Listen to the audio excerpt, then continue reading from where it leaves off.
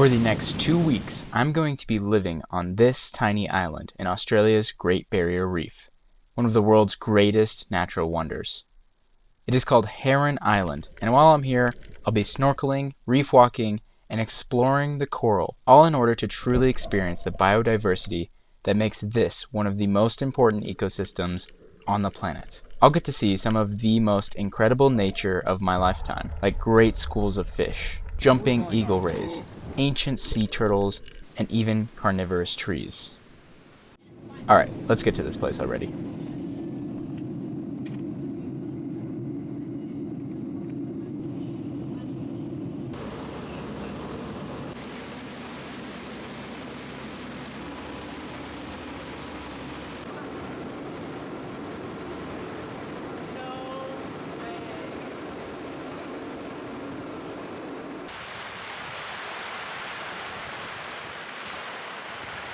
Welcome. I am now out at Heron Island that I mentioned in the intro, and it is gorgeous here, but also a little eerie because I cannot see land from this island.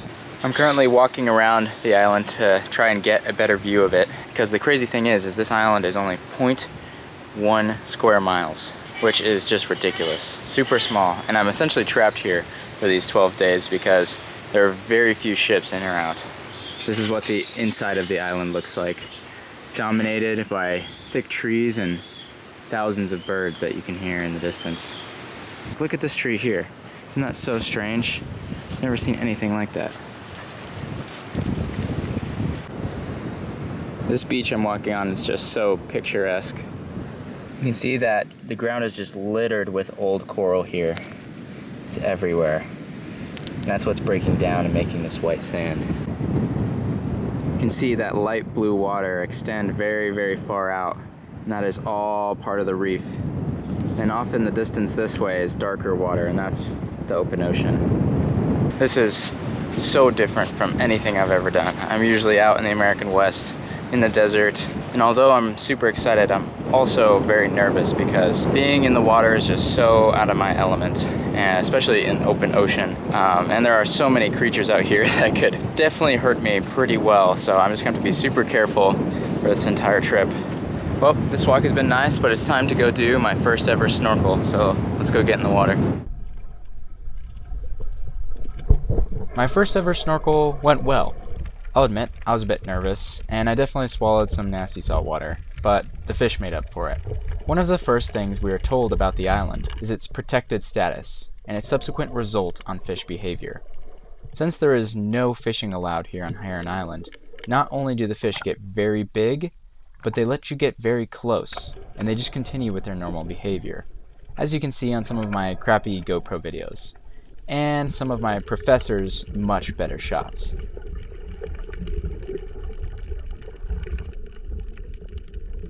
The highlight, though, had to be the first ever wild shark that I've seen, this big white-tip reef shark.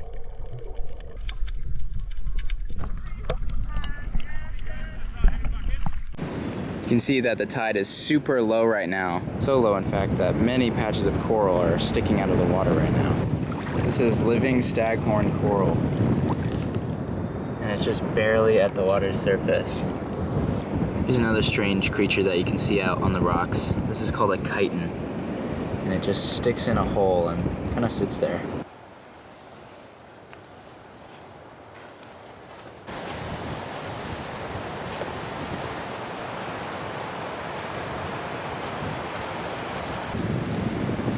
On days 2 and 3, I spent my time snorkeling, familiarizing myself with the island, and searching for strange animals I had never seen before, because there are a ton of those here.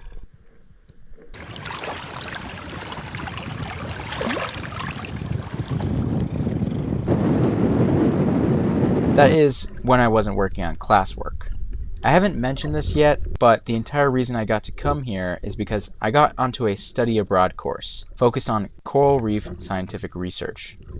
So I actually spent a lot of my time doing surveys, lab work, and writing reports. But don't worry, I'll only show you the fun stuff in this video. I will say though, doing fieldwork in the ocean is a hell of a lot harder than doing it on land. There was still plenty of free time though, during which is when I got to do the majority of my snorkeling and exploring. I haven't been able to show you guys yet, but this is kind of the research area that we're using. There's a seminar room, a lab, and then the lab we use is right here. Just lots of outdoor areas, really. And then what's fun is there's also a touch tank over here that has some of the species that we've been seeing. And you can actually touch them, because out in the reef you're not allowed to touch anything. But in here we got some real coral. Giant clam, brain coral, soft coral, mushroom coral. As you can tell, I had to learn all the species. One of my favorite species on Heron Island were these birds called wedge-tailed shearwaters, better known as mutton birds. These guys were absolute menaces. Just kidding, no, they were actually very goofy little guys, because all of the ones on the island while I was there were juveniles. This means that they were still trying to learn to fly, and, well, let me put an emphasis on trying.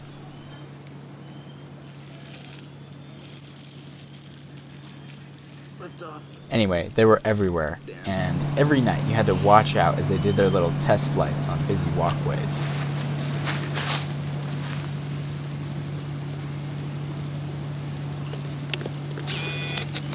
Whoa! Oh, you ran into me.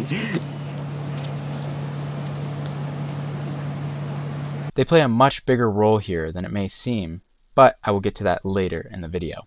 They really were everywhere too, and you had to watch your step.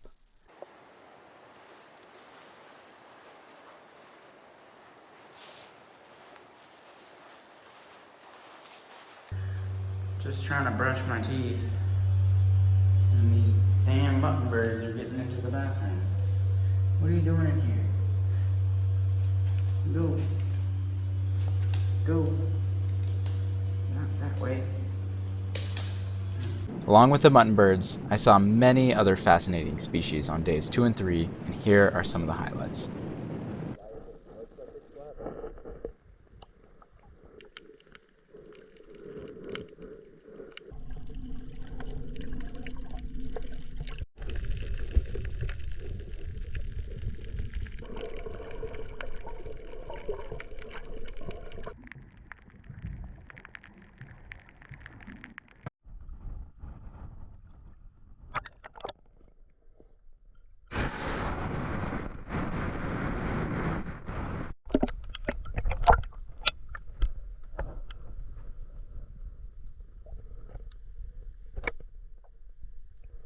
There's one right in front of me.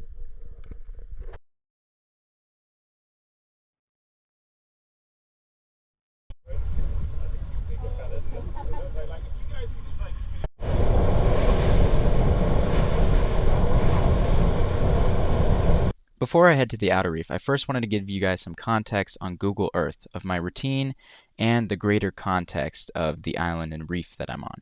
So here's Heron Island, and pretty much every morning and night we'd go snorkeling out in the jetty. The reason for this is just the water is deeper so that it's a lot easier to swim, and there's way more animals in here, so it makes for the best swimming and viewing experience most of the time. So every morning and night we'd swim out here, but during the day, during free time, we could also either snorkel or reef walk, depending on the tide, out in this patch reef. This is also where all the scientific research is done. And then on this side of the island is where I'd go at night to look at stars, simply because you have a really wide open view and it's beautiful. Pretty much the extent of where we'd swim was this bit here, but today we're doing a much larger trip, and this is going to require us to take a boat all the way out here to this part of the outer reef. And to show you guys, I've been snorkeling in this jetty, right? Which to me is incomprehensible with all the life in it. But this island is only part of a much, much larger reef. This is the entire Heron Reef, which is part of a group of reefs on the southern Great Barrier Reef, which is a small portion of the entire Great Barrier Reef, which is all of this. So I'm actually only seeing a very, very small portion of the Great Barrier Reef. And then just to show you some different parts of each individual reef, there's some kind of reef anatomy. This inner portion is called the Deep Lagoon, and this is where the tiger sharks hang out, so that's why we never went swimming here. And then as you approach the reef crest, which is out here where the waves break, you kind of have a gradual rise in elevation. So it's very deep here, and then it gradually rises. You have the back reef here. You have the reef crest, which often breaks the surface, and then the outer reef. This is where it gradually slopes down and then drops off into the deep ocean, which is where I'm going to today. And near the island, this isn't quite as accentuated, but there's still that same pattern where the water gets a little deeper here in the middle, rises to the reef crest, and then drops off.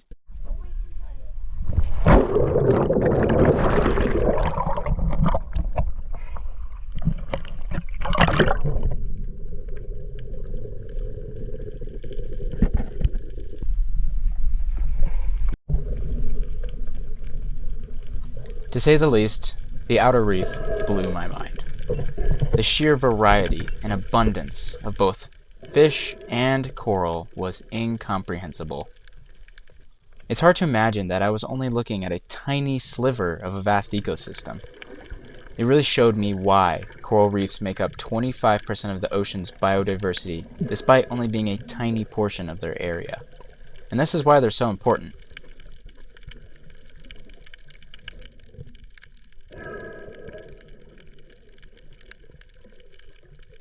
I honestly was not bothered by the deeper water, and actually I kind of liked it out there. Oh yeah, another cool thing about the outer reef is I finally started seeing some of the fish that are in Nemo, and that's always fun.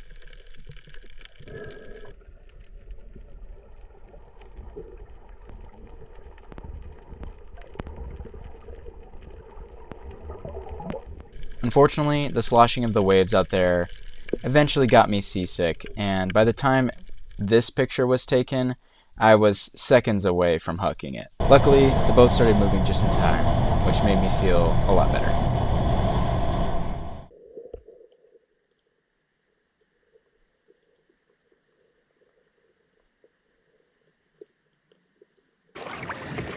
Hello everyone. I've been doing a lot of snorkeling lately, but it's time to do something very different. You can see I am in the water right now, and what I'm about to do is reef walking.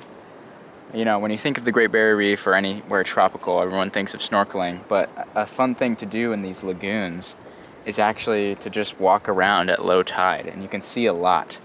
And what we're going to be using, if I don't let them drift away from me, are these cones here that allow us to look into the water pretty well. So I'll show you something. Here are the cones, and I can go over to the sea cucumber here, and we can just really easily see into the water there. Sea cucumbers are definitely like the last thing we want to look at out here. You know, I'll show a couple maybe, but there are much cooler things like starfish and epaulet sharks, various other things that I will show you as we go. Hopefully we can find a good brain coral.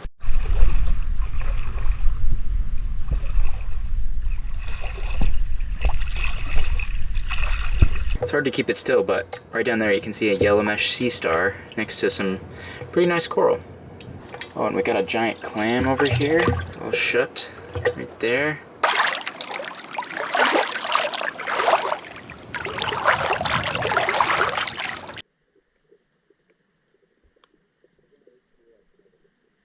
It's really wild seeing the things that you'd normally see in an aquarium actually out in the wild.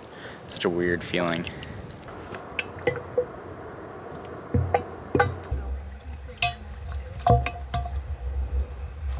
So we have an amazing brain coral here. It's the same patterns coming out in different parts of nature. There's some sort of shark that just swam right by us. I think that was a lemon. A lemon shark? Yeah. Oh my god. I think it's a tooth. A baby lemon. Haven't seen one this whole trip. You guys can't see it now, but hopefully you got a second of it. It was swimming right at my foot. So unfortunately I didn't get great video of that shark, but like you probably heard, we think that was a lemon shark, and only one lemon shark has been seen so far off the island. So that's just super exciting because it was swimming right at me. But we just found something else. I'm pretty sure this is the first anemone that I've seen the entire trip. You'd think anemones would be more common, but it's almost all coral out here because it's just perfect habitat for coral, so they dominate. Okay, I just found something pretty cool. This is my first one of the trip as well. A blue sea star. Look how bright blue that is. Isn't it insane? That's its natural coloration. It's also next to a very large giant clam. But, wow, so blue. So the light's going down now and we're getting a great sunset. The plan for the next week, I have one more week on the island, kind of at the halfway point, is I actually won myself a double outer reef trip because I scored perfect on the exam. So hopefully I don't get seasick and I'm able to go out to the outer reef twice. And I'm gonna try to get some stars tonight because the stars here are crazy in the southern hemisphere. They are just incredible.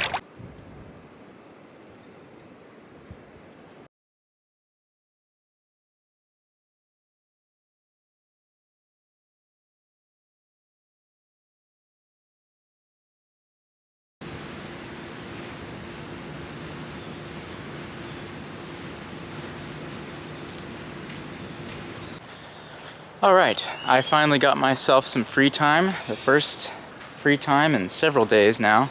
So I figured I'd take a walk through the center of the island because there's something really weird going on here. And I figured I'd talk about it with you guys. What's weird about this area? Just looks like a pretty typical forest, nothing too strange. Well, these trees here are carnivorous. I know, that's what I thought too. Carnivorous trees? That just seems impossible. And they don't really look carnivorous. I mean, when I heard that for the first time, I imagined something with jaws like a Venus flytrap. To explain, let me go back. On this island, there are a lot of birds, one of which are the mutton bird. The mutton birds nest here every year. They're normally out at sea almost all year, but they have to have babies somewhere, so they come here to do it. The adults come here and nest, and once the eggs have hatched and they're about juvenile stage, the adults abandon the babies, just leave them. And these babies have not yet learned to fly, and they're very, very clumsy. So these birds need to get out to the ocean to eat. While they're on the island, they're essentially starving. And so these trees here, they know exactly when the birds are gonna hatch every year. And they time that hatching by also letting out their seeds at the exact same time that the birds are juveniles here. And those seeds are very sticky, and they eventually fall to the ground around here and form a sticky mat. And when these mutton birds are flying around, some of them will eventually end up in these sticky leaves and get muck all over their feathers. And once they have that on them, they're essentially doomed. They won't be able to learn how to fly when they have a bunch of glue sticking all their feathers together. So they starve and die and decompose. And that is the whole goal for the trees. They're literally killing the birds on purpose so that their dead bodies decompose at the roots of these trees and provide them with nutrients, making them carnivorous trees, just in a kind of roundabout way. So it's pretty cool to think about, but also kind of gross. As I'm walking here, I just see dead bird after dead bird, and it doesn't smell particularly great either. But it's also super, super interesting. So essentially, the foundation of this island forest is entirely rotting bird corpses. Baby birds that died so that this forest could thrive and eventually provide the habitat for future adult birds to come back and have more babies. Quite an amazing cycle, and nature really is metal. Speaking of which, today we got to see one of the most iconic ecological processes that I was hoping to see here, turtle hatching. It wasn't thousands of babies storming the beach, we missed that by a few months, but a few stragglers tried to make it during the light of day, only to get ravaged by seagulls here. Let's just say we only saw one make it to the water, and he probably got picked off by a shark not long after we lost sight of him. I like to imagine he survived, though. All these big divots here are actually turtle nests. And this is where the little baby turtles were coming out of this morning when we saw them trying to make the mad dash to the ocean. Oh, actually, wow. These might be the eggs. Right there, yeah. Look at that. I didn't even notice that earlier. Those are the eggs that the turtles came out of. Wow. Day 6 also provided the best night experience of the trip. So far, the moon would rise every night, and I wish I could have captured how beautiful every moonrise was. But the moon drowns out the stars, so tonight, when it didn't rise, I saw the best stars of my life. And I should note that they look different down here in the southern hemisphere. I did my best to capture them with my phone and my GoPro. Along with the stars, we discovered that there were bioluminescent creatures on the shore, and if you rubbed them in your hand, it produced an incredible fluorescent green.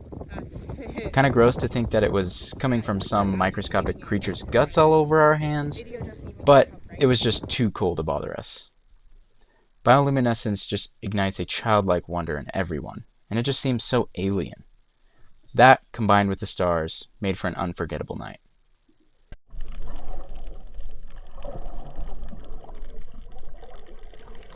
At this point in the trip, I had become quite comfortable in the water, and this helps a lot when trying to film and get closer to many animals, as they get freaked out when you splash around too much. But once you can swim quietly and calmly, you can get really close to things. Also, at this point in the trip, the tide was starting to line up with our snorkels.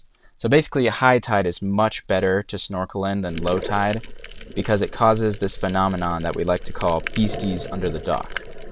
At high tide, all of the rays and sharks and many other creatures like to come sit under the dock for some reason and just form piles of animals, which looks ridiculous. Schools of fish come in, sharks come in, it's wild. And we got to see this almost every day in the last half of the trip.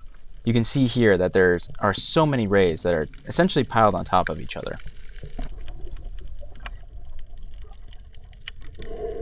Because of all of this, the snorkeling was just so much better during the last half of the trip, and it made for some of my favorite times in the water, and some of my best footage.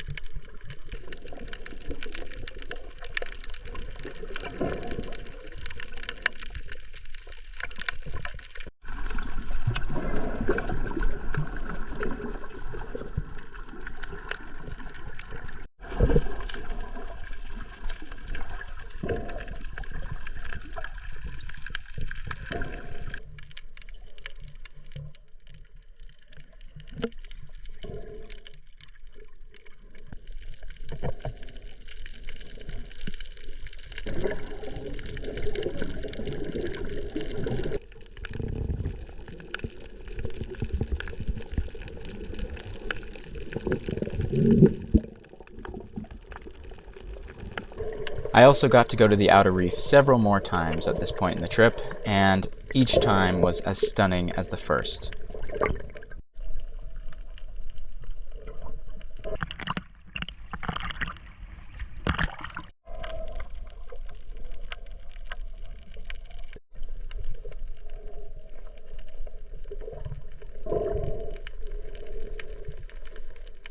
It's really impossible to describe the experience of the outer reef, so I'm not going to try to.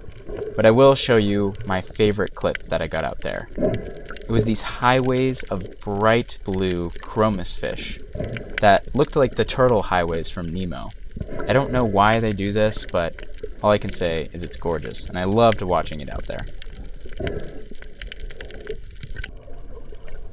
It was also at this point in the trip that I became familiar with what was easily my favorite animal, and that animal is the spotted eagle ray.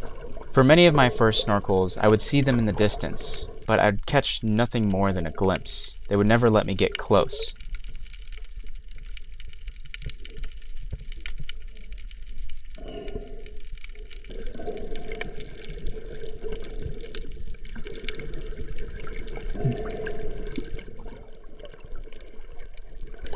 But finally, as I got to be a better swimmer, and also as I like to think they got to know me, I began to be able to swim very close to them. They really do fly like eagles or birds in the water, and it was a beautiful sight.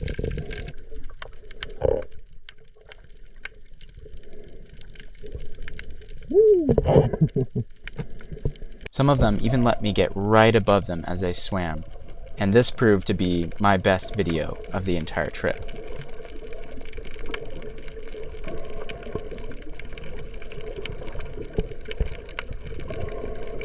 It was truly peaceful seeing them glide through the water, and I really hope I get to see them again at some point in my life. They just had so much personality, and I feel like I got to know some of them.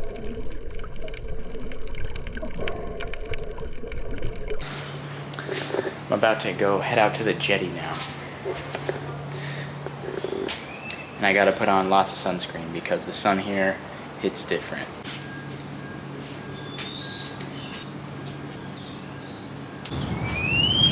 One of my favorite activities while at the island was sitting on the dock and waiting for the eagle rays to jump out of the water. At first, when I heard people telling me about this, I thought it was a myth. I thought it was something that at best would be extremely rare. But it turned out they actually did it every single day, many, many dozens of times. And as long as you were patient enough, you could see many of them jump out on the dock.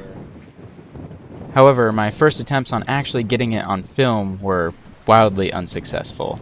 I tried for hours and hours to catch one on film, and I was just always thwarted. Black tip reef shark. Let's see if we can... Oh no! I didn't see it. No. Well, I mean, I saw it. I didn't get it on video because of this guy. I got it! No! I pointed it down again.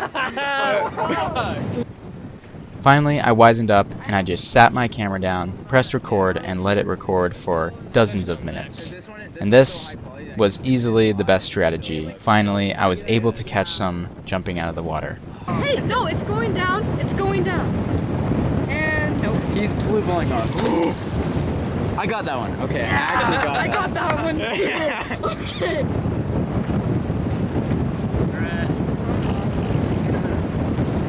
Oh. Like diluted, and then one had barely any bleach. I got it. Good, dude. Right there. Oh, I'm so glad I didn't click Yes! it. I was about. Dark tooth. Right there. Oh, I'm so glad I didn't click it. Right there. Oh, I'm so glad That was insane. That took a really long time. I can't tell you how many jumped slightly out of frame, but that last one that jumped right in the middle was a huge eagle ray as well. Wow. That has got to be one of the best wildlife viewing experiences I've ever had.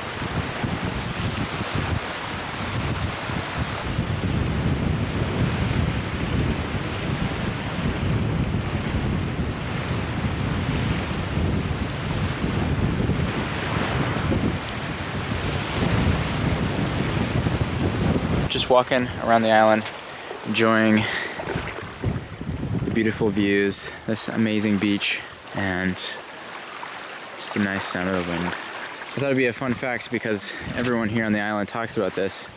These beautiful white beaches are formed from coral, as I may have mentioned before, but the way it actually gets ground up is through a fish called a parrotfish.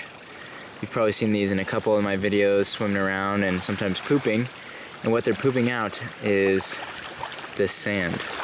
So essentially, this island is made up of a bunch of dead birds and parrotfish poop, which is kind of funny that the most beautiful beaches in the world are just essentially made of shit.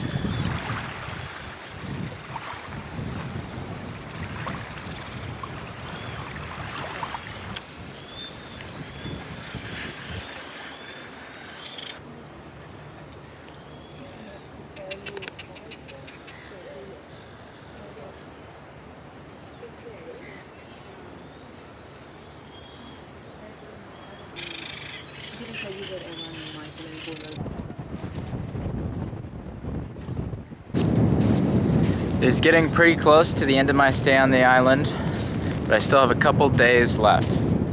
Right now, I'm about to go do a reef walk to look for some study sites for my final project that I'm doing for this class. And the tide is incredibly low. Just look at this. Normally, these rocks here are covered with water, but this is just a super, super low tide. And we've got a lot of exposed coral out here. Oh, whoa. Hold up. Got some very interesting snails here. I think these might be cone shells. Cone shells are extremely deadly, so I'm not gonna be picking those up. They might just be some other kind of snail. It's Mac and I are working together, so our research project. We're looking at if different species of coral have different species of fish living inside them, if there's a trend there, or if different species of coral have higher diversities and abundances of fish living inside them. So right now we're trying to find our study sites. This trip on the island so far for me has just been eye-opening. I mean, I always knew that the Great Barrier Reef was one of the world's wonders, but actually being here is a lot different than just hearing about it. And the amount of life out here is just staggering. I mean, there are thousands of species of fish, invertebrates, all sorts of stuff around me at all times, and it's almost impossible to keep track of them all. That right there is an epaulet shark. Let's see if he lets me get a little bit closer. These guys like to come up in the shallows and hunt. Because when there's shallow water, it's a lot easier for them to catch stuff because there's less room for their prey to run. Yep, you can see him sticking his face in the sand. He must have got something. That's why he's letting me get close. He's digging. Oh, and there he goes. I absolutely love those guys. They're so fun to watch out here. Here's some staghorn coral that is just completely exposed to the air right now with this super low tide. And you can see a little bit better what it looks like because I can use my good camera. Each one of these little dots, I guess, or bumps, is where a polyp, coral polyp, lives. And in each bunch, they're all clones of each other.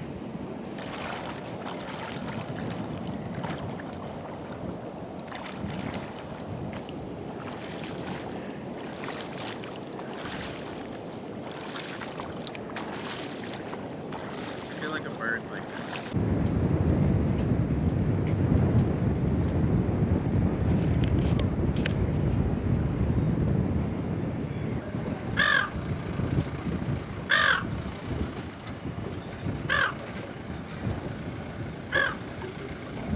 Crazy that eagle rays just circle back and forth in here, and big schools of fish will come up, and then there's tons of other rays and sharks that swim around, and you can just sit here and watch them all move. You can see the eagle rays coming by now. They're down in the water there, each one of those dark spots. It's another day on the island, and the morning swim today was amazing. I remember I woke up and I told everybody on our walk over to the snorkel about how I had dreamt about a lemon shark. I've had several dreams of animals while I've been out here, of the ocean and stuff like that, but I dreamt of a lemon shark last night.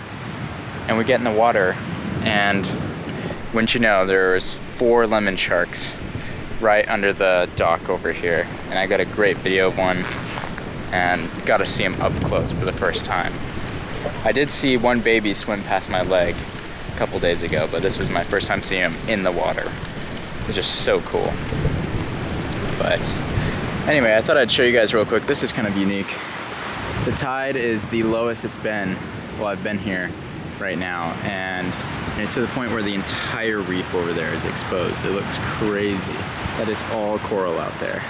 And then over here, you can see as well. So much coral.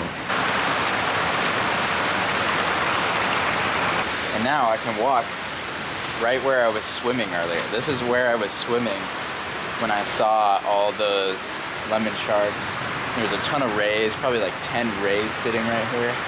It's just so funny how, you know, at high tide, there's all the big animals right here, and now at low tide, nothing. Really big school. This is what they call a bait ball. But if I walk towards this, you can see they just stay away from me.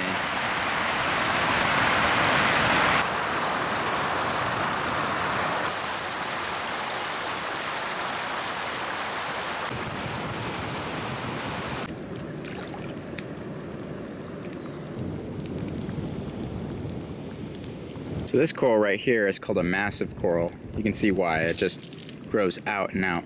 That's actually a clam that just squirted water. But you can see the water level determines how high this thing can grow. Up to a certain point, it forms a big ball, but as soon as it hits this low tide mark, it just gets cut off. Like it's been cut with a knife.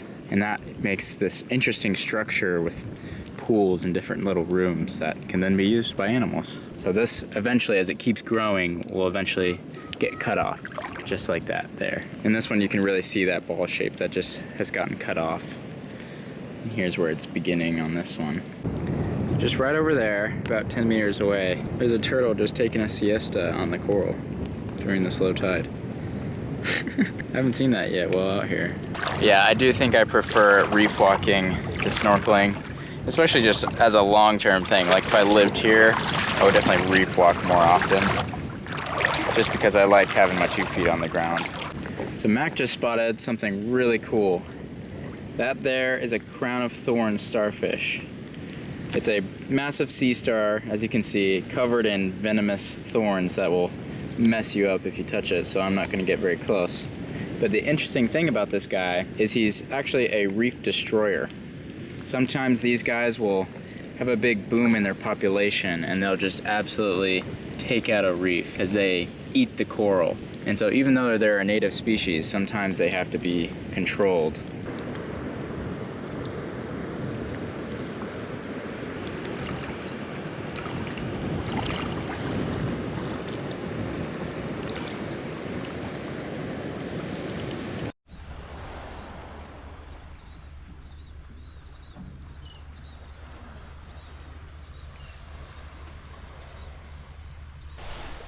Good morning.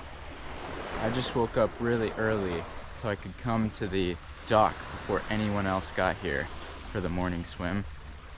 And there's just a ridiculous amount of rays and turtles and sharks down here.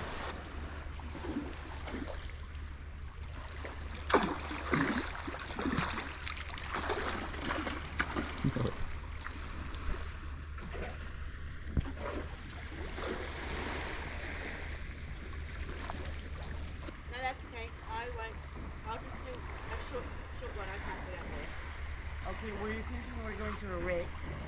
Pardon? Were you thinking we were going to the Reef? Yeah, I'll go to the wreck, but I can't go to the bommy. I'll see if someone else turns up. Okay.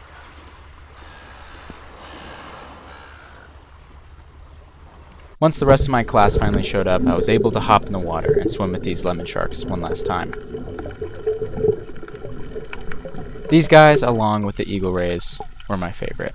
And this last morning snorkel, I was able to see many of them.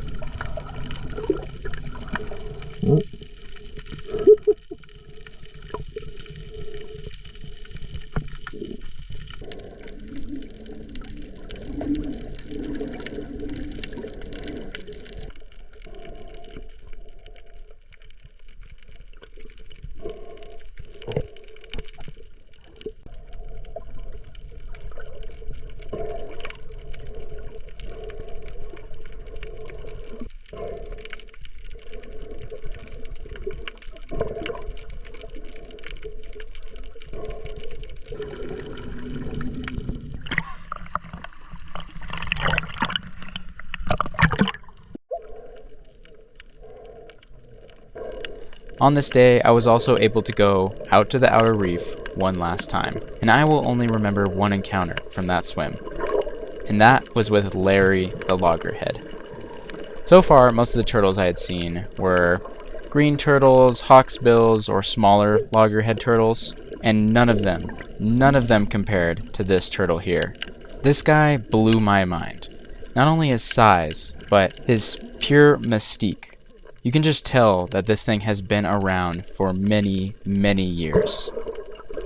His head was literally larger than mine, and his body as long as mine.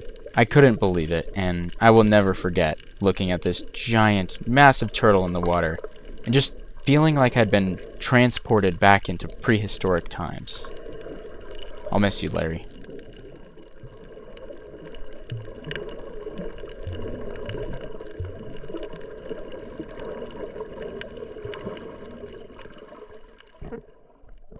It is officially my last evening here on the island. Tomorrow we're heading out around 2 o'clock. So I'm out on the beach to enjoy the final sunset. It really could not be better. The water is almost perfectly slack, no wind, great clouds, and it's gorgeous. We just had the annual Heronies, and my award was I got the best footage of the trip, and that was the 2 eagle rays that were swimming right below me. And that makes me really happy because, you know, that's my thing. I was putting in a lot of effort to try and get cool footage for this video, and it paid off. I'm gonna miss this place, that's for sure. Because, you know, I spend a lot of time out and about, hiking, backpacking, searching for cool things in the American West, but it's just not like this. And I probably won't ever experience something like this again. So knowing that it's ending tonight is a little bittersweet for sure. But I'm really glad that it happened to me, that I got to do this. The Great Barrier Reef is truly a world wonder, and I encourage anyone who has the opportunity to visit it to do so. It is otherworldly, especially to me. So yeah, I'm just gonna enjoy the sunset, the sounds, smells, sights, one last time tonight. And I thank everyone for watching to the end of this video. I'm imagining this will be a long one and also very different. Probably not my best work, just because I had no idea what I was doing out here, you know what I mean? So if it wasn't the greatest video, I apologize. But really, the reason I'm making this video is to remember this experience more than anything. A lot of my videos I make specifically for the channel, I mean, for my own experience as well, but for this one, it's just for me to look back in 10, 20 years and be like, wow, I did that. I was at the Great Barrier Reef and I saw all those amazing animals and all the sights. If future me is watching this many years from now, I really enjoyed it, if you have forgotten, but I doubt that. Alright, let's go enjoy the sunset.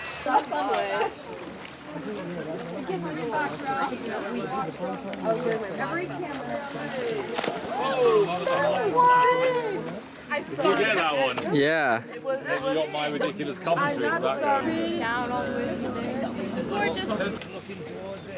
There's gonna be 15 eagle rays right now. Oh yeah. Oh, look at the water. You know, it's beautiful. It looks like they poured glass. Oh, there's a turtle. Yeah, it's like you can like protect yourself if you're a whole car. Oh, look at that. I know, it's beautiful. Ain't that something? Oh, you. Looking towards it.